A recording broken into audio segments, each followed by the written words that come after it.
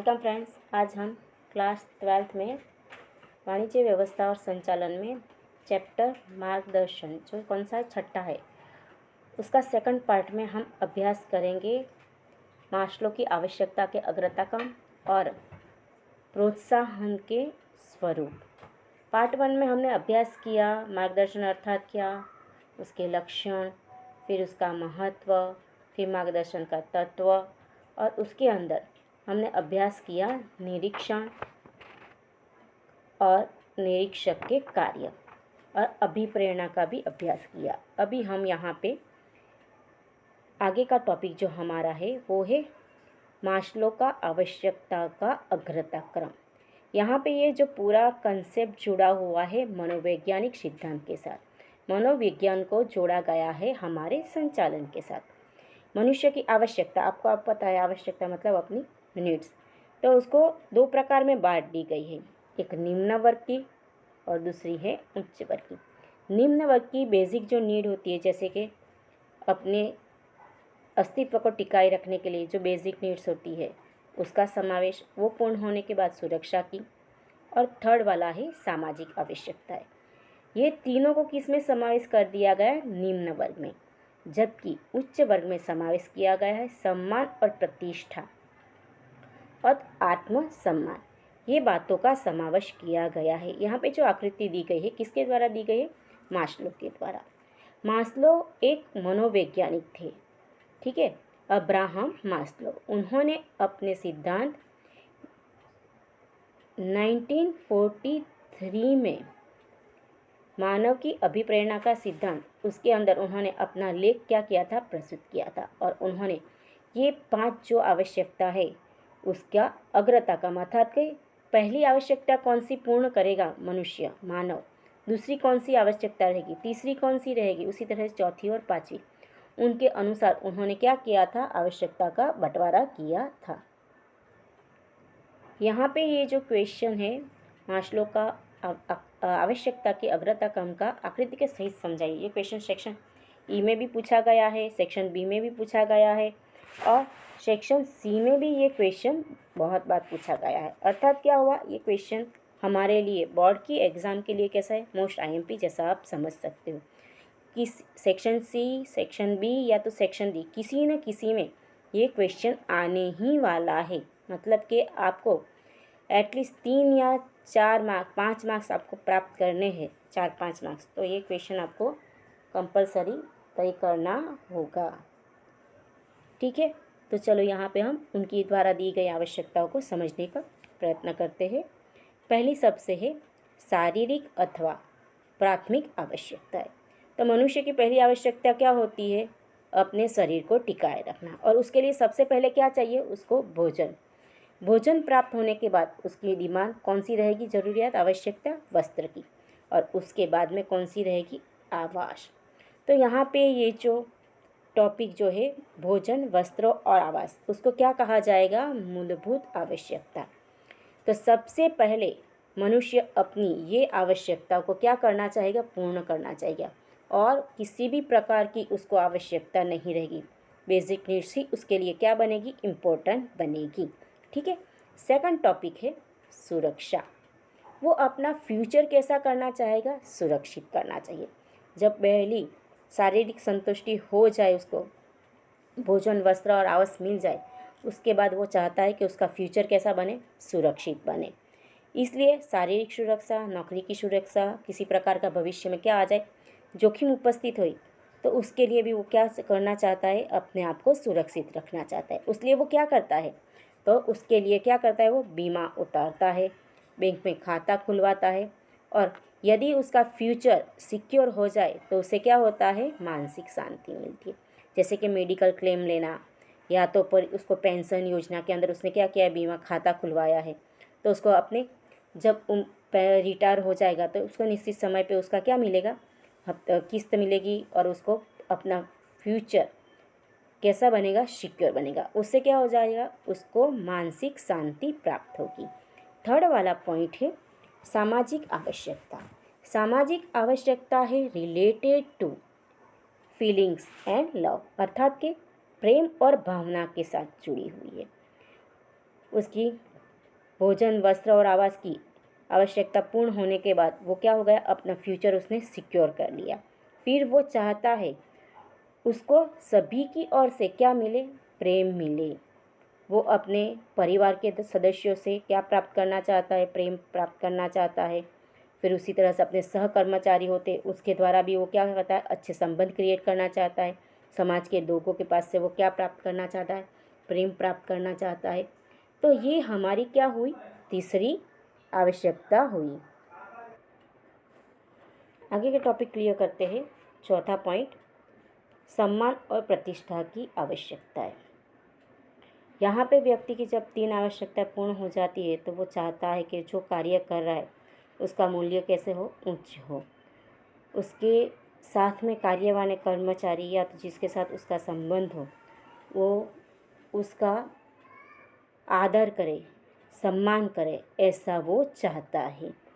और ऐसा चाहने के कारण उसमें आत्मविश्वास आता है, प्रतिष्ठा आती है और पद की क्या होती है, प्राप्ति होती है। और इस तरह से उसकी ये आवश्यकता कैसी होती है, पूर्ण होती है। आगे है आत्मसम्मान और आत्म उपलब्धि। यहाँ पे आएगा आत्मसम्मान। तो यहाँ पे ये क्वेश्चन पूछा गया 2018 में, सी सेक्शन में पूछा गया था ये टॉपिक। तो यहाँ पे वो व्यक्ति, अभी ये आप समझ सकते हो ये लास्ट वाली उसकी आवश्यकता है, 5वीं, ठीक है।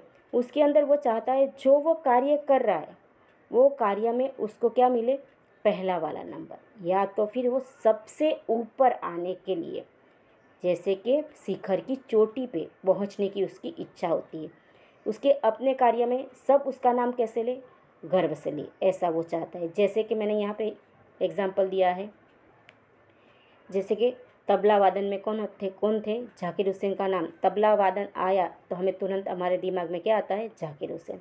उसी तरह से क्रिकेट आया तो किसका नाम हमें याद आता है, सचिन तेंदुलकर। अभी संगीत गायक में आता है तो हमें लता मंगेशकर की याद आती है। तो ये व्यक्ति कैसे है, अपने कार्य क्षेत्र में वो कैसे है, एकदम उच्च पद उन्होंने प्राप्त किया है। तो उसे कहा जाता है आत्मसम्मान और आत्म उपलब्धि की आवश्यकताएं, ठीक है। तो यहाँ पे ये क्वेश्चन आपका कैसा है, वेरी इंपॉर्टेंट, आप उसको क्वेश्चन समझ सकते हो जो आपको तैयार करना ही है कैसे भी।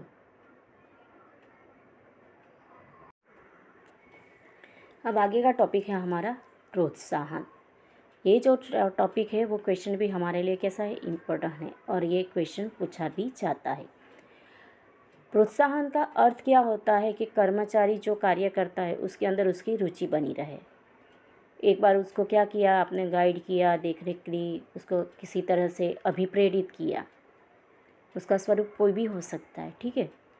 तो एक ही बार ये कार्य नहीं करना है, लेकिन उनकी कार्य क्षमता में वृद्धि कंटिन्यू चलती रहे, इसलिए उसको कंटिन्यू आपको क्या करना पड़ेगा, प्रोत्साहन कर लेना पड़ेगा, अर्थात कि प्रोत्साहित करना पड़ेगा। अपने कार्य के लिए उसकी अभिरुचि हमेशा के लिए बनी रहे, इस तरह से आपको क्या करना पड़ेगा, कार्य करना पड़ेगा। तो उसे सामान्य भाषा में क्या कहा जाएगा, प्रोत्साहन कहा जाएगा। यहाँ पे आपको अर्थ दिया गया है, कर्मचारियों को अपनी कार्य कर प्रति अभिरुचि बनी रहे, मतलब उसको इंटरेस्ट अपने कार्य में क्या आ जाए, रहे, हमेशा इंटरेस्ट रहे, तो उसकी कार्यक्षमता में कंटिन्यू क्या हो, वृद्धि हो। इसके लिए इकाई अपने कर्मचारियों को अधिक कार्य करने के लिए क्या देती है, प्रेरणा देती है।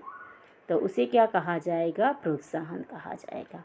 और ये प्रोत्साहन जो होते हैं उसके 2 प्रकार होते हैं, एक मौद्रिक प्रोत्साहन और दूसरा होता है अमौद्रिक प्रोत्साहन। अमौद्रिक प्रोत्साहन में उसको किसी प्रकार का मुद्रा की लाभ प्राप्त नहीं होता है, जबकि यहाँ पे जो मौद्रिक प्रोत्साहन है उसके अंदर उसको किसी न किसी प्रकार का आर्थिक लाभ प्राप्त होगा। तो उसे क्या कहा जाएगा, मौद्रिक प्रोत्साहन। और मौद्रिक प्रोत्साहन की कर्मचारी की कार्य करने की शक्ति, कार्यक्षमता में कैसा वृद्धि का प्रमाण अधिक बनता है। मतलब मौद्रिक प्रोत्साहन यहाँ पे दिया गया है, उसकी भी पॉजिटिव असर होती है और मौद्रिक की भी होती है, क्योंकि अमौद्रिक में क्या होता है कि अन्य लोगों, सभा समारोह, अन्य व्यक्ति के सामने उसका क्या किया जाता है, सम्मान किया जाता है। तो दोनों स्वरूप से कर्मचारियों की कार्यक्षमता में क्या होती है, वृद्धि होती है। पहला टॉपिक है यहाँ पे लाभ में हिस्सा। इकाई में एक सामान्य तरीके से हम सोचे जाए तो इकाई में जो लाभ प्राप्त कर होता है वो सिर्फ नियोजक का नहीं होता है, मालिक का नहीं होता है, संचालक का नहीं होता है, लेकिन काम करने वाले तो कौन होते, कर्मचारी। निर्णय कौन लेता है, उच्च वर्ग। मतलब कि दोनों स्तर पे जब प्रयास होता है, कार्य किया जाता है, तब क्या मिलता है, अच्छा रिजल्ट मिलता है और लाभ प्राप्त होता है। तो यहाँ पे लाभ में हिस्सा अर्थात क्या, कर्मचारी को वेतन तो समय पर दिया ही जाता है, लेकिन जब सोचा हुआ होता है उससे भी अधिक लाभ हो, मतलब सरप्लस प्रॉफिट होता है, तब कर्मचारियों को वेतन के अतिरिक्त भी लाभ में से निश्चित भाग क्या किया जाता है, कर्मचारियों के बीच में बांटा जाता है। जैसे कि आप समझ लो, इकाई को तय किया था उन्होंने 50% जितना प्रॉफिट और उसको प्रॉफिट हुआ 90%, तो ये प्रॉफिट कैसा हो गया, आप समझ सकते हैं, अतिरिक्त हो गया। तो 40% जितना है हिस्सा अधिक प्रमाण में लाभ प्राप्त किया, उसमें से 10% हिस्सा किसको दे दिया, कर्मचारियों के बीच में बांट दिया, तो उसे कहा जाएगा लाभ में हिस्सा देना। और इस तरह से हिस्सा देने के कारण क्या होता है, कर्मचारी अपना कार्य अधिक उत्साह से करता है, क्योंकि उसको पता है यदि इकाई को अधिक लाभ होगा तो उसको भी क्या मिलेगा, उसमें से अपना हिस्सा मिलेगा, और इसके कारण वो अधिक कार्यक्षमता से कार्य करता है। आगे का टॉपिक है हमारा सहसाझेदारी। सहसाझेदारी अर्थात के कर्मचारी और श्रमिक को इकाई की मालिकी, संचालन और लाभ में क्या देना, साझेदार बनाना, तो उसे क्या कहा जाएगा, सहसाझेदारी। यहाँ पे साझेदारी अर्थात क्या होता है, साझेदारी पीढ़ी नहीं, लेकिन मालिकी में, संचालन में और लाभ में क्या करना, पार्टनर बनाना, तो उसे कहा जाएगा सहसाझेदारी। और सहसाझेदार बनाने से क्या होगा, उत्पादन में वृद्धि भी होगी और औद्योगिक शांति भी रहेगी। मतलब कि इकाई में किसी भी प्रकार का झगड़ा, अशांति, हड़ताल, स्ट्राइक जो होती है वो किसी प्रकार की ऐसी समस्या क्रिएट नहीं होगी। क्यों, क्योंकि यहाँ पे कर्मचारी भी क्या है, उसके मालिकी में हिस्सा होता है, इसलिए कार्य कैसे करते हैं, सही तरीके से, तो उसे कहा जाता है सहसाझेदारी। आगे है पदोन्नति।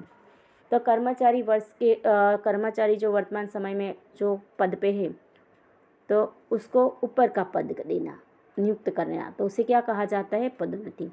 इसके कारण क्या होता है, उसके अधिकार तो बढ़ेंगे ही, उसको अधिकार मिलेंगे, उसके साथ क्या मिलेगा, वेतन में वृद्धि भी होगी। तो मतलब क्या हुआ, आर्थिक लाभ हुआ, और इसके कारण क्या होता है, उसमें कार्य करने की प्रोत्साहन मिलता है। ठीक है, नेक्स्ट है बोनस। बोनस के बारे में तो पता ही है सबको, वर्ष के अंत में जो निश्चित लाभ में से हिस्सा दिया जाता है कर्मचारियों को, उसे क्या कहा जाता है, बोनस कहा जाता है। आगे का टॉपिक है हमारा कमीशन। कमीशन जुड़ा हुआ है किसके साथ, विक्रय के साथ।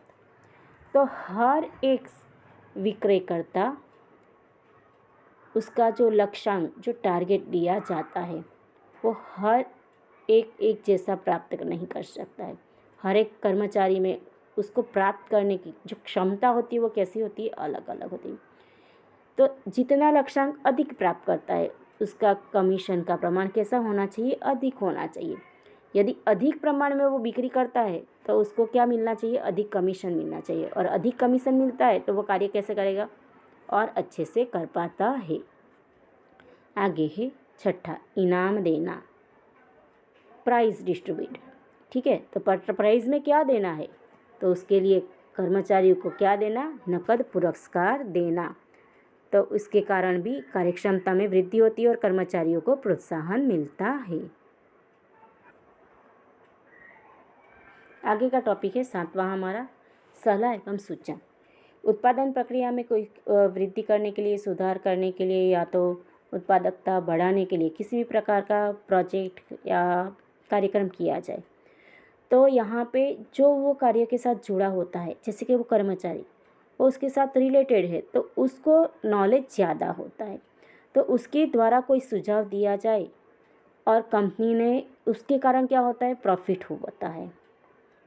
जैसे कि कोई वस्तु का उत्पादन किया जाए कि कर रही है इकाई और कहीं और बाज़ार उसको पता चलता है और वो बाज़ार वही बाज़ार में बेचने के लिए वो अपने ऊपरी अधिकारी को बताता है और रियल में भी क्या होता है, उसके कारण इकाई को बहुत प्रॉफिट होता है। तो वो सलाह देने के कारण क्या हुआ, इकाई को प्रॉफिट हुआ। तो उसके लिए कर्मचारियों को भी क्या देना, मौद्रिक प्रोत्साहन देना ज़रूरी बन जाता है और उसके कारण वो अपना कार्य और उत्साह से करता है।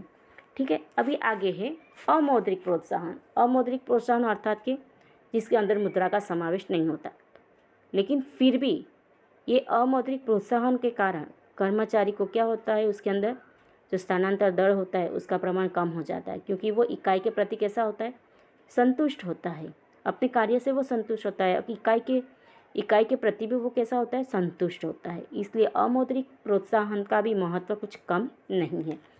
फर्स्ट है नौकरी की सुरक्षा। यदि कर्मचारी को वेतन समय पर मिलता रहे और उसे ऐसा विश्वास हो जाए कि यहाँ पे इस इकाई में मेरी नौकरी कैसी है, सुरक्षित है, तो वो इकाई के प्रति कैसे अधिक उत्साह से कार्य करेगा। सेकंड है कार्य का मूल्यांकन। उसने जो कार्य किया, बहुत अच्छे से कार्य किया, उसने लक्ष्यांक प्राप्त किए, समय पर उसने अपना टारगेट पूर्ण किया गया है, तो उसके लिए कर्मचारियों को अन्य के सामने सार्वजनिक रूप से क्या किया, समारोह किया जाए और उसके अंदर उसको क्या किया जाए, प्रोत्साहन दिया जाए। या तो 5 कर्मचारियों के बीच में उसको क्या बोला जाए, अच्छी बातें बोली जाए, तो उसके कारण भी उसको क्या फील होगा, उनको मूल्यांकन अर्थात सम्मान की भावना उनमें उद्भवित होती है। नेक्स्ट टॉपिक है दायित्व सौंपना। जो कार्य वो कर रहा है बहुत अच्छे से वो कर रहा है, ठीक है, कर्मचारी को जो कार्य सौंपा गया और वो उसके अंदर कैसा हो गया, निष्णांत हो गया, तो वही कार्य अन्य अपने सहकर्मचारी को, अपने अधीनस्थ को सिखाने के लिए उसको क्या किया जाए, दायित्व सौंपा जाए। तो उसके कारण क्या होगा, उसके अंदर कर्मचारियों को विश्वास में वृद्धि होगी और उसको अधिक कार्य करने की उसके अंदर प्रेरणा प्राप्त होगी। आगे का टॉपिक है कल्याणकारी प्रवृत्तियाँ। ठीक है, तो जैसे कि यहाँ पे कल्याणकारी प्रवृत्तियों में समावेश होता है कैंटीन की सुविधा देना, पुस्तकालय होना, वेतन सहित अवकाश, खेलकूद, मनोरंजन, ये सब का समावेश किसके अंदर होता है, कल्याणकारी प्रवृत्ति में। और इकाई के द्वारा ऐसी कल्याणकारी प्रवृत्तियाँ कर्मचारी के लिए कर दी जाए या तो की जाए, जैसे कि स्वास्थ्य सेवा, मेडिकल क्लेम है, ये सब सुविधा दी जाए, तो वो इकाई के प्रति क्या बनेगा, अधिक कार्यक्षमता से कार्य करेगा। और लास्ट वाला है अन्य प्रोत्साहन। आवास की सुविधा मिले, मेडिकल क्लेम की सुविधा मिले, कर्मचारी के बच्चों की फीस क्या कर दी जाए, इकाई के द्वारा भर दी जाए, पुस्तकें दी जाए, घर तक आने जाने की ट्रांसपोर्टेशन की सुविधा दी जाए। तो ऐसे भी अमौद्रिक, उनको किसी प्रकार का मुद्रा में नहीं मिलती, किसी प्रकार की नकद भी नहीं मिलती, नहीं आर्थिक लाभ होता है, लेकिन एक क्या मिलती है, फैसिलिटीज़ मिलती है।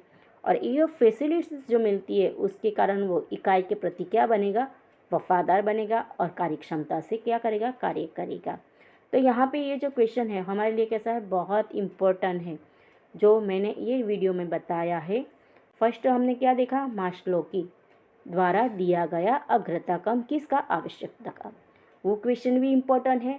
और यहाँ पे दिया गया मौद्रिक और अमौद्रिक जो प्रोत्साहन है, वो टॉपिक भी हमारा कैसा है, बहुत ही इम्पोर्टेंट है। ये दोनों में से एक क्वेश्चन तो आपकी बोर्ड की एग्ज़ाम में आएगा ही। यदि आपको ये वीडियो पसंद आई हो तो वीडियो को लाइक, शेयर और चैनल को सब्सक्राइब करना ना भूलें।